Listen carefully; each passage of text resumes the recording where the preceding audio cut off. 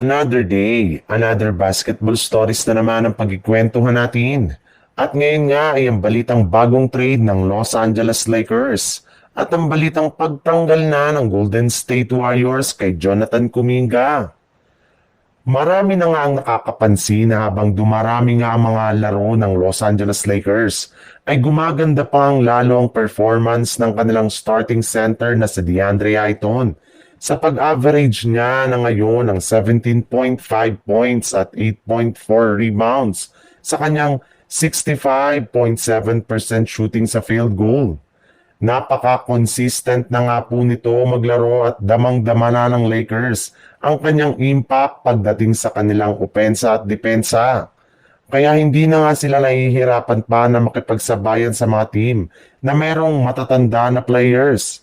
Maliban rin nga dyan, halos lahat rin naman nga ng kanyang mga ka-match up sa kanilang mga nakalipas na laban ay na-outplayed nito na kagaya na lang ni Rudy Gobert ng Minnesota Timberwolves, Jaren Jackson Jr. ng Memphis Grizzlies, Domantas Sabonis ng Sacramento Kings, Donovan Clingan ng Portland Trail Blazer, Victor Wembanyama ng San Antonio Spurs at ngayon si Joel Embiid ng Philadelphia 76ers.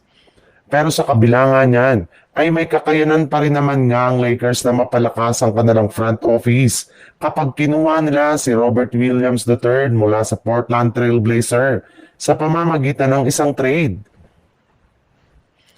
Sa ibang balita naman, unti-unti na nga na nakakabawi ngayon ang Golden State Warriors matapos nilang maipanalo ang kanilang back-to-back game laban sa mga kupunan ng Cleveland Cavaliers at Chicago Bulls. Isang magandang senyales nga ito na kaya nila na manalo ng wala ang kanilang superstar na si Stephen Curry. Naiwasan na rin naman nga nila dito na bumagsak sa standing at may pagkakataon na nga sila na makaangat pa sa West. Pero sa kabila nga ng magandang nangyayari ngayon sa Warriors ay may hinaharap pa rin naman nga sila ditong problema. Kagaya ng pagbagsak ng laro ng kanilang batang player na si Jonathan Kuminga.